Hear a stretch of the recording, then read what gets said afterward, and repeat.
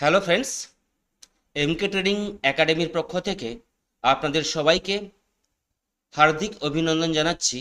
আমি গোপাল। আজকের অ্যানালাইসিস ভিডিওতে উইকলি ক্লোজিং আমরা দেখলাম। নিফটি 23,643-এ ক্লোজিং দিয়েছে। Bank Nifty 53,710, Sensex 75,237।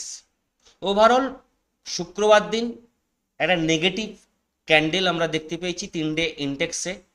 Nifty 46 point negative closing দিয়েছে, bank Nifty 418 point negative closing, Sensex 160 point negative closing দিয়েছে।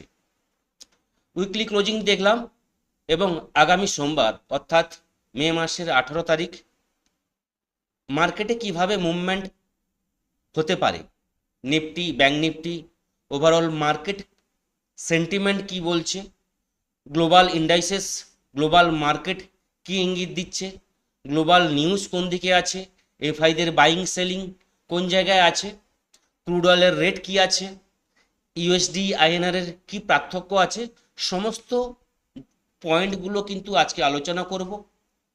আলোচনায় যাওয়ার আগে অবশ্যই প্রত্যেককে রিকোয়েস্ট করব ডিসক্লেমার অবশ্যই ভালো করে পড়ে নেবেন, কারণ যা কিছু আমি ভিডিওতে আলোচনা করছি এটা আমার পার্সোনাল ভিউ এবং আপনাদের সঙ্গে শেয়ার করছি এডুকেশন এবং লার্নিং পারপাসের জন্য। তো চলুন যাওয়া যাক নিফটির অ্যানালাইসিসে। যদি নিফটির অ্যানালাইসিসে আমরা যাই এবং ডেলি টাইম ফ্রেমে নিফটিকে দেখি, তাহলে যেভাবে আমি বলেছিলাম পরপর দুদিন অর্থাৎ 13 তারিখ এবং 14 তারিখ মে মাসের দুদিন আমরা একটা পজিটিভ ক্যান্ডেলে ক্লোজিং দেখেছিলাম এবং যে দোজি ক্যান্ডেল হয়েছিল তার উপরে নিফটি রেসপেক্ট দিয়েছিল এবং ক্লোজিং দেখেছি। এবং শুক্রবার দিন ওপেনিংটাও আমরা দেখেছিলাম, একটা ভালো জায়গায় ওপেনিং হয়েছিল, গ্যাপ আপ ওপেনিং, এবং শুক্রবার একটা হাইও দেখেছিলাম, যেটা বলতে গেলে লাস্ট 3 দিনের হাইকে নিফটি টপকে গেছিল কিন্তু স্টে করতে পারেনি। শুক্রবারে হাই ছিল নিফটির কাছে 23,840-এর কাছাকাছি এবং সেখান থেকে শার্প ফল আমরা নিফটিতে দেখেছি। এবং শুক্রবারে যদি লো দেখে নিই আমরা 23,610 এবং নিফটির ক্লোজিং 23,643। দেখতে গেলে লোয়ের কাছাকাছি নিফটি ক্লোজিং দিয়েছে। হ্যাঁ, এমনটা নয় যে খুব খারাপ ক্লোজিং দিয়েছে, 46 পয়েন্ট নেগেটিভ ক্লোজিং দিয়েছে। নিউজ বেস মার্কেট চলছে আমরা প্রত্যেকেই জানি, কারণ ইউএসের প্রেসিডেন্ট ডোনাল্ড ট্রাম্প চায়না গেছিলেন, চায়নার সঙ্গে অনেক কিছুই আলোচনা হয়েছে। হরমুজ প্রণালী রিওপেন যে ম্যাটার আটকে আছে সেটাকে নিয়ে, তার সাথে সাথে গ্লোবালি অনেক নিউজ কিন্তু আমাদের মার্কেটে প্রতিনিয়ত চলতে আছে, তার ফলে মার্কেটে কিন্তু আপ ডাউন চলতে আছে। তো মার্কেটে যেভাবে মুভমেন্ট হচ্ছে সে জায়গায় আমাদের যদি সঠিকভাবে ট্রেড করতে হয় তাহলে আমাদের ফার্স্ট পদক্ষেপ হওয়া উচিত প্রতিটা লেভেল কিন্তু আমাদের প্রপারলি ড্র করা উচিত। ছোট ছোটোভাবে লেভেল আমাদের তৈরি করতে হবে লাইভ মার্কেটে, তারপর আমাদের প্ল্যান হবে স্ক্যাল্পিং ট্রেড করা। যদি আমরা ইন্ট্রাডে ট্রেডিং করি তাহলে আমাদের স্ক্যাল্পিং ট্রেড করাটা বেস্ট হবে। পজিটিভ ভিউ নিয়ে পজিটিভ ট্রেড নিয়ে আমি 1 ঘন্টা 2 ঘন্টা ওয়েট করতে পারি না, নেগেটিভ ভিউ নিয়ে 2 ঘন্টা আমি ওয়েট করতে পারি না, কারণ যদি আমি ইন্ট্রাডে ট্রেডিং করছি তাহলে আমাকে স্ক্যাল্পিং করতে হবে, কারণ নিউজ বেস যেহেতু মার্কেট চলছে। এবার সোমবার 18 তারিখ কিভাবে মার্কেটে আমরা ট্রেড করব সেটা আলোচনা অবশ্যই করব। তো নিফটি যেখানে ক্লোজিং দিয়েছে 23,643-এ নিফটি ক্লোজিং দিয়েছে 46 পয়েন্ট নেগেটিভ ক্লোজিং। আমি বলবো নিফটি তখনই আমরা পজিটিভ ভিউ নিয়ে ট্রেড করব নিফটি যদি 23,700 এর উপরে ট্রেডিং করা শুরু করে, এখান থেকে পজিটিভ ভিউ নিয়ে ট্রেড করতে পারি। গ্যাপ ডাউন ওপেনিং হলো অথবা গ্যাপ আপ ওপেনিং যদি হয় এবং 23,700-র উপরে যদি নিফটি ট্রেড করা শুরু করে তাহলে সেখান থেকে পজিটিভ ভিউ নিয়ে ট্রেড করতে পারি। যদি ফ্ল্যাট ওপেনিং হয় এবং ফ্ল্যাট ওপেনিংয়ের পর যদি পরপর একটা দুটো ক্যান্ডেল পজিটিভ হয় এবং 23,680-র উপরে যদি নিফটি স্টে করতে পারে, সেখান থেকেও কিন্তু পজিটিভ ভিউ নিয়ে আমরা ট্রেড করতে পারি।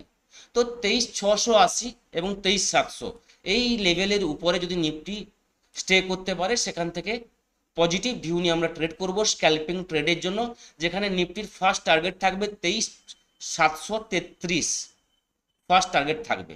সেকেন্ড টার্গেট থাকবে 23,800। 23,800 যদি লেভেলটা ব্রেক করে যায় তাহলে কিন্তু বলবো 23,840 একটা বাধা আছে। রাউন্ড ফিগারে 23,850 আমরা ধরে নিতে পারি। 23,850-এর উপরে যদি নিফটি স্টে করতে পারে তাহলে 23,900 এবং 24,000 লেভেল কিন্তু পরপর কিন্তু আসবে। কিন্তু এটুকু বলতে পারি 23,850 থেকে 23,900 জোন একটা বড় বাধা আমাদের কাছে আছে নিফটির চার্টে। তো 23,850 এবং 23,900 যদি আসে তাহলে সেখানে কিন্তু বলবো একবার প্রফিট বুকিং করে নেওয়া উচিত যদি আমি পজিটিভ ভিউতে কোনো কিছু আমার ট্রেড থাকে। এবং সেখানে যদি কোনো কিছু আমরা নেগেটিভ ভিউ দেখতে পাই, ক্যান্ডেলে চার্টে যদি দেখতে পাই তাহলে কিন্তু সেখান থেকে নেগেটিভ ভিউ নিয়ে আমাদের ডাউনের দিকে ট্রেড করতে হবে। এবং পরপর যে লেভেলগুলো চলে আসবে 23,750, 23,700, 23,650 এই লেভেলগুলো কিন্তু পরপর কিন্তু আমরা দেখতে পাবো। তো 23,800 থেকে 850 থেকে 23,900 এই জোনটা একটা বড় বাধা জোন আছে। এই জোনটা যদি ব্রেক করে যায় তাহলে কিন্তু 24,000 এবং 24,040 লেভেল কিন্তু আমাদের কাছে চলে আসবে। আশা করি পজিটিভ যে ভিউগুলো বা পজিটিভের যে লেভেলগুলো আপনাদের সঙ্গে আমি ক্লিয়ারলি আপনাদের সঙ্গে আমি এক্সপ্লেন করতে পারলাম। এবার যদি ডাউনের ভিউ নিয়ে ট্রেড করতে চাই, by chance gap down opening হলো বা মার্কেটে কোনো কিছু খারাপ নিউজ যদি আসে তাহলে আমাদের ট্রেডিং প্ল্যান কি হবে? তাহলে বলবো নিফটি 23,620 এই লেভেলটা যদি আপনি রাউন্ড ফিগারে ধরেন তাহলে বলবো 23,600 যদি একটু সেফ থাকতে চান, অথবা 23,620 থেকে 23,600 এই জোনটা যদি ব্রেক করে যায় এবং এর নিচে নিফটি স্টে করে তাহলে সেখান থেকে কিন্তু নেগেটিভ ভিউ নিয়ে আমরা ট্রেড করতে পারি, যেখানে নিফটির ফার্স্ট টার্গেট থাকবে 23,540। 23,540 লেভেলটা যদি ব্রেক করে যায় তাহলে কিন্তু নিফটির টার্গেট চলে আসবে 23,460 এবং 23,400 এই লেভেলগুলো কিন্তু নিফটির কাছে পরপর কিন্তু চলে আসবে।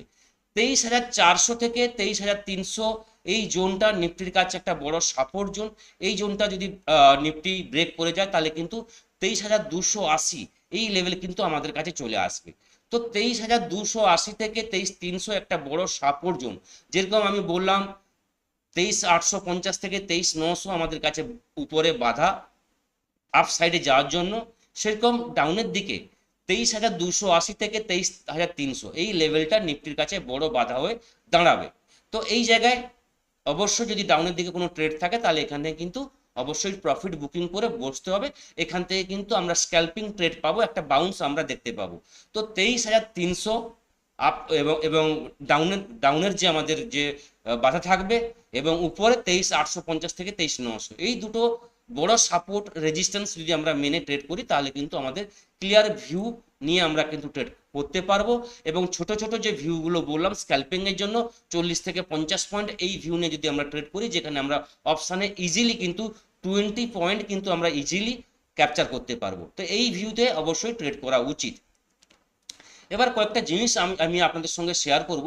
যদি গ্লোবাল মার্কেট এই মুহূর্তে আমরা দেখে নিই তাহলে বুঝতে পারবো গ্লোবাল কিভাবে কালকে ট্রেড করেছে। দাউ জোন্স এই মুহূর্তে আমরা দেখতে পাচ্ছি যেখানে 537 পয়েন্ট নেগেটিভলি ক্লোজিং দিয়েছে 16 তারিখ। S&P 500 92 পয়েন্ট নেগেটিভ, যেটা ফিউচার চলছে। ন্যাসড্যাক চলছে 410 point negative. Europe market overall দেখতে পাচ্ছি আমরা নেগেটিভ। যদি এশিয়ান মার্কেট দেখি একমাত্র গিফট নিফটি 61 পয়েন্ট পজিটিভ আছে, বাকি সমস্ত এশিয়ান মার্কেট বলতে গেলে নেগেটিভ আছে। তো গ্লোবালের দিক থেকে এইটুকু বোঝা যাচ্ছে যে গ্যাপ ডাউনের সম্ভাবনা আছে অথবা নেগেটিভ একটা সেন্টিমেন্ট গ্লোবাল মার্কেটে কিন্তু এই মুহূর্তে চলছে, যেটা আমরা গ্লোবাল মার্কেট দেখে আমরা বুঝতে পারছি। এবার এফআইদের ডেটা যদি আমরা দেখে নিই তাহলে এখানে দেখতে পারবো, জানি না লাস্ট কবে এফআইদের বাইং আমি দেখেছিলাম, কালকে অর্থাৎ 15 তারিখ এফআইদের বাইং হয়েছে 1,329 কোটি টাকার এফআইরা বাইং করেছে। তো আর ডিআইরা 1,958 কোটি টাকার সেলিং করেছে। অনেকদিন পর এফআইদের বাইং দেখলাম, যেটা আমি লাস্ট ভিডিওতে আলোচনা করেছিলাম যে গভর্নমেন্টের পক্ষ থেকে কিছু না কিছু পদক্ষেপ নেওয়া হচ্ছে। এফআইরা যে ইনভেস্ট করেন ইন্ডিয়ান মার্কেটে তাদের যে ট্যাক্স কিছুটা বন্ডের ক্ষেত্রে ট্যাক্স কিছুটা রিডাকশন হতে পারে যদি গভর্নমেন্ট এই ডিসিশন নেয় এবং এই মানে ছাড় পায় ট্যাক্সের ক্ষেত্রে, তাহলে একটা পজিটিভ নিউজ হতে পারে এফআইদের ক্ষেত্রে। সেখানে এফআইরা কিন্তু আবার কিন্তু ইন্ডিয়া মার্কেটে ফিরে আসতে পারে। তো এই নিউজটা যদি সঠিক হয় তাহলে কিন্তু এফআইদের বাইং আমরা কালকে দেখলাম, এরপরে আমরা দেখতে পাবো, সোমবার থেকে দেখতে পাবো যদি এফআইরা বাইংয়ে আসে তাহলে কিন্তু মার্কেট ধরে রাখার চেষ্টা করবে এবং মার্কেট এখান থেকে পজিটিভলি একটা যাওয়ার চেষ্টা করবে। দেখুন, যুদ্ধ বন্ধ হলে মার্কেটে একটা শার্প র্যালি আমরা দেখতে পাবো, এটা আমরা প্রত্যেকেই জানি। কিন্তু শার্প র্যালির পর মার্কেটকে ধরে রাখতে গেলে এফআইদের কন্ট্রিবিউশন মাস্ট প্রয়োজন। এফআইদের যদি কন্ট্রিবিউশন না থাকে, বাইংয়ে যদি না আসে, মার্কেটে কিন্তু ধরে রাখার টাফ আছে। মার্কেট নিউজ মানে আপনাদের যুদ্ধ যদি বন্ধ হয়ে যায় তারপরে যে র্যালি হবে, তারপরে কিন্তু মার্কেটকে ধরে রাখার টাফ আছে। তো এফআইদের কন্ট্রিবিউশন কিন্তু মাস্ট প্রয়োজন। এবার ইরান এবং ইউএস এর যে নিউজ সেটা বলি। লাস্ট যেটা আপডেট দেখতে পাচ্ছি যে ইউএস প্রেসিডেন্ট ডোনাল্ড ট্রাম্প কালকের ডেটায় ঘোষণা করেছেন যে সিজ ফায়ার আবার হতে পারে। তো জানি না এই নিউজটা কতটা সঠিক কতটা ভুল। এই মুহূর্তে আমরা দেখতে পাচ্ছি, এই জায়গাটা দেখতে পাচ্ছেন যে US president Donald Trump declare করেছেন যে ফ্রাইডেতে যে সিজ ফায়ার নিয়ে একটা কমেন্টস করেছেন। তো যদি এটা সঠিক হয় তাহলে কিন্তু একটা পজিটিভ র্যালি মার্কেটে কিন্তু অপেক্ষা করছে, প্রতিটা ইন্ডেক্সে, প্রতিটা গ্লোবাল মার্কেটে। তো যদি হয় তাহলে সেখানে কিন্তু মার্কেটে একটা পজিটিভ র্যালি আসবে, যেখানে পরপর হায়ার জোনের দিকে আমরা যেতে থাকবো। সেখানে কিন্তু এফআইদের কন্ট্রিবিউশন কিন্তু প্রয়োজন। তো ওভারঅল গ্লোবাল মার্কেট এফআইদের বাইং দেখতে পেলাম। এরপর যদি আমরা দেখে নিই কমোডিটিস মার্কেট, যেখানে ব্রেন্ট ক্রুড অয়েল, সেখানেও আমরা দেখতে পাচ্ছি যে শুক্রবার আমরা যেখানে দেখেছিলাম 105 টাকা 6 টাকার কাছাকাছি ব্রেন্ট ক্রুড অয়েল ছিল, সেখানে দেখতে পাচ্ছি আজকের ডেটে 100 টাকায় দাঁড়িয়ে আছে। তো ব্রেন্ট ক্রুড অয়েলের যে রেট অনেকটাই পতন হয়েছে, যেখানে 100-র কাছাকাছি দাঁড়িয়ে আছে। তো এই দিক থেকে একটা পজিটিভ আমরা ইঙ্গিত দেখতে পাচ্ছি।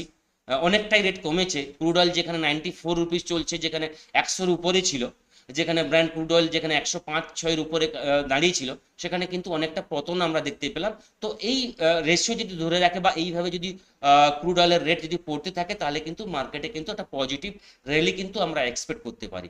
তো ওভারঅল সমস্ত দিক থেকে গ্লোবালি যে নিউজ, ক্রুড অয়েলের যে রেট, অবশ্যই আপনাদের সঙ্গে আমি তুলে ধরলাম। এবার যদি কারেন্সি মার্কেট আমরা দেখে নিই তাহলে ইউএসডি আইএনআর যে রেটের যে পার্থক্য চলছিল সেটা একবার আপনাদের দেখিয়ে দিই। ইউএসডি আইএনআর 95.96, যেটা আমরা শুক্রবার দিন দেখেছিলাম সেই জায়গায় কিন্তু দাঁড়িয়ে আছে। তো এটা কিন্তু চিন্তার বিষয়, যতক্ষণ না ইন্ডিয়ান রুপিসের ভ্যালু ডলারের কাছে কমছে ততক্ষণ কিন্তু আমাদের মার্কেটের ক্ষেত্রে, ভারতের অর্থনীতির ক্ষেত্রে এটা একটা কিন্তু খারাপ দিক। তো এই দিকটা মানে গভর্নমেন্টকে অবশ্যই দেখতে হবে। মিনিমাম 90-র নিচে যতক্ষণ না আসছে আমাদের যে মার্কেট বা আমাদের অর্থনৈতিক, কিন্তু এই দিকটায় কিন্তু একটা খারাপ ইঙ্গিত সবসময় কিন্তু বহন করবে। এবার যদি আমরা চলে আসি ব্যাংক নিফটির ভিউতে, ব্যাংক নিফটি 53,700-এর কাছাকাছি ব্যাংক নিফটি ক্লোজিং দিয়েছে। তো রাউন্ড ফিগারে বলবো ব্যাংক নিফটির বড় সাপোর্ট 53,000 যতক্ষণ না ব্যাংক নিফটি ব্যাংক নিফটি যেটা বড় সাপোর্ট দাঁড়াচ্ছে 53,200 থেকে 300, 53,200 থেকে 53,300 ব্যাংক নিফটির কাছে একটা বড় সাপোর্ট জোন। এই জোনের কাছে কিন্তু অবশ্যই বাইং আমরা দেখতে পাবো। তো এই জায়গায় যদি আসে ব্যাংক নিফটি অবশ্যই বাইং করা উচিত। এবং 54,400 এই জায়গায় কিন্তু একটা সেলিং জোন আছে। তো 54,400 এবং 53,200 এই দুটো যে জোন যতক্ষণ না ব্রেক করতে পারছে ব্যাংক নিফটিতে বড় র্যালি আসবে না। এর উপরে অথবা এর নিচে যতক্ষণ ব্যাংক নিফটি স্টে করতে পারবে ব্যাংক নিফটিতে কিন্তু ওভারঅল কিন্তু পজিটিভ র্যালি হবে। যদি আমরা স্ক্যাল্পিং হিসাবে বা ইন্ট্রাডের জন্য আমরা প্ল্যান করে থাকি তাহলে বলবো ব্যাংক নিফটিতে 54,000 রাউন্ড ফিগারে 54,000-এর উপরে যদি ব্যাংক নিফটি স্টে করা শুরু করে সেখান থেকে পজিটিভ ভিউ নিয়ে আমরা ট্রেড করব, যেখানে ফার্স্ট টার্গেট থাকবে 54,200 এবং 54,400। 54,400 এলে সেখানে কিন্তু অবশ্যই প্রফিট বুকিং অবশ্যই কিন্তু বাধ্যতামূলক। এর উপরে যদি স্টে করতে পারে তাহলে কিন্তু পরপর কিন্তু ভিউ কিন্তু পজিটিভলি আসবে। এবং ব্যাঙ্ক নিফটি যদি আমরা ডাউনের দিকে ট্রেড করি তাহলে বলবো 53,600, এর নিচে যদি ব্যাঙ্ক নিফটি ট্রেড করা শুরু করে তাহলে সেখান থেকে কিন্তু নেগেটিভ ভিউ নিয়ে আমরা ট্রেড করতে পারি, যেখানে 53,400 এবং 53,200 যে লেভেল বললাম এই লেভেলের দিকে পরপর কিন্তু আমরা প্ল্যান করব। ওভারঅল যেখানে ব্যাঙ্ক নিফটি দাঁড়িয়ে আছে সেখান থেকে 400 থেকে 500 পয়েন্ট পজিটিভ এবং 400 পয়েন্ট নেগেটিভ এই ভিউ নিয়ে কিন্তু সোমবারের আমাদের প্ল্যান থাকবে। সোমবার দেখতে হবে ব্যাঙ্ক নিফটি কোন জায়গায় ক্লোজিং দিচ্ছে, তার উপর বেশ করে নেক্সট উইকের জন্য আমরা কিন্তু পরপর কিন্তু প্ল্যান করব। ওভারঅল সোমবারের ভিউটা আপনাদের সঙ্গে আমি শেয়ার করলাম। তো এই থাকলো আগামী সোমবারের Nifty bank Nifty overall global মার্কেটের ভিউ, কিভাবে ট্রেডিং আমরা করব, কিভাবে ট্রেডিং প্ল্যান করব তার একটা ধারণা আপনাদের সঙ্গে আমি তুলে ধরলাম। তো এই থাকলো, নেক্সট ভিডিওতে আবার দেখা হবে। সবাই ভালো থাকবেন। থ্যাংক ইউ, ধন্যবাদ।